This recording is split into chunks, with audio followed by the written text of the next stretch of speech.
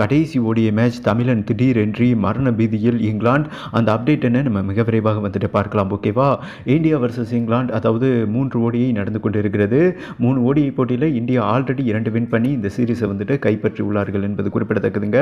Okay, இந்த சூழலில் வந்துட்டு ஒரு முக்கியமான முடிவு எடுத்திருக்காங்க. 6 ஆண்டுக்கு பிறகு தமிழன் இவன் தான் தமிழன், அந்த தமிழன் வந்துட்டு கம்பேக் பண்ணியிருக்காருங்க. ரோஹித் சர்மா ஒரு அற்புதமான வாய்ப்பு கொடுத்துருக்காரு. மிரண்டிருக்காங்க டீம் இங்கிலாந்து. அந்த செய்தியை வந்துட்டு நம்ம குயிக்காக பார்க்கலாம். ஓகேவா, அதாவது இந்த ஓடி ஸ்குவாடில் வந்துட்டு அசரதீப் சிங் அண்ட் முகமது சமி இடம் பிடிச்சிருந்தாங்க. பும்ரா ஆல்ரெடி வந்துட்டு இன்ஜுரி, அதனால தான் முகமது சமிக்கு வாய்ப்பு கிடைச்சது. ஓகேவா, T20 ஃபார்மேட் அசரதீப் சிங் எப்போதுமே விளையாடுவார். ஓகே, இந்த சூழலில் அதாவது பயிற்சியின் போது முகமது சமிக்கு மீண்டும் இன்ஜுரியாக இருக்குது, அசரதீப் சிங்க்கும் இன்ஜுரியாக இருக்குது. ஓகேவா, அண்ட் லாஸ்ட் மேட்ச் என்பதால் இது வந்துட்டு இம்பார்ட்டன்ட் கிடையாதுங்க. ஏன்னா 2 மேட்ச் ஆல்ரெடி வின் பண்ணி இந்த சீரீஸை வந்துட்டு பீட் பண்ணிட்டாங்க. இந்த சூழலில் அதாவது சமீப காலமாக டொமஸ்டிக் லெவலில், இல்லை எப்போதுமே டொமஸ்டிக் லெவலில் பிரித்து அல்றாருங்க டி நடராஜன். அதாவது விக்கெட் அள்ளுவார், உங்களுக்கே தெரியும், டெத்தில் விக்கெட் எடுத்துருவார். இப்போ பவர் பிளேலையும் என்ன சொல்கிறது ஒர்க் பண்ண ஆரம்பிச்சிட்டார். ஓகே, இந்த சூழலில் வந்துட்டு டி நடராஜனை பிக் பண்ணியிருந்தாங்க. அவர் மேலே இருந்த ஒரு மிகப்பெரிய கம்ப்ளைண்ட் என்னன்னா, ஸ்பீடை இன்க்ரீஸ் பண்ண மாட்டாரு, 130 135 இந்த வேகத்தில் தான் போடுவார். அந்த மாதிரி ஒரு கம்ப்ளைண்ட் இருந்தது அவர் மேலே. அதனால தான் இன்டர்நேஷ்னல் கிரிக்கெட்டில் அவர் இடம் பெறல.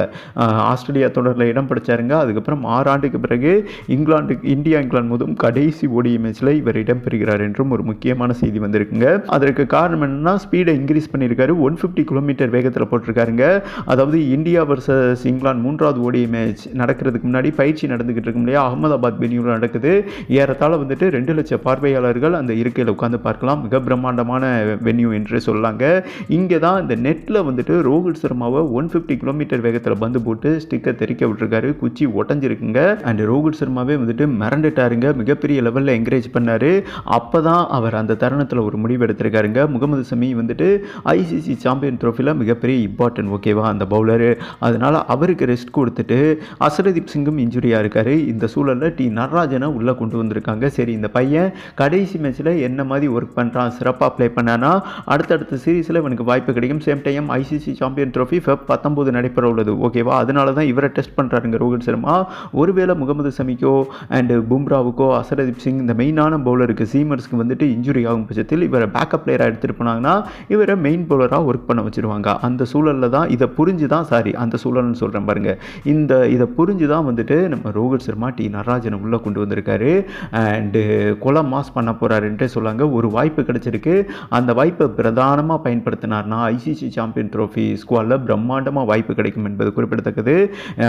அதாவது டி நடராஜனுடைய என்ட்ரி எங்களுக்கு மிகப்பெரிய ஆபத்து என்று ஜோஸ் பட்லரே பேசியிருக்காரு. அதற்கு காரணம் என்னென்னா, உங்களுக்கே தெரியுங்க, ஐபிஎல்லில் எத்தனை 17 வருடமாக பார்த்துக்கிட்டு இருக்காரு.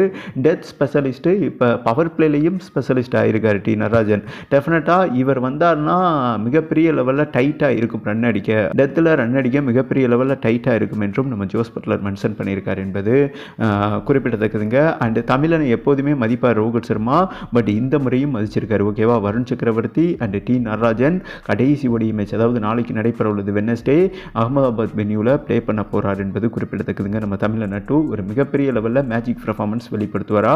உங்களோட கருத்தை போட்டு கொடுக்குன்னு சொல்லிட்டு வீடியோவை கம்ப்ளீட் பண்ணுறேங்க.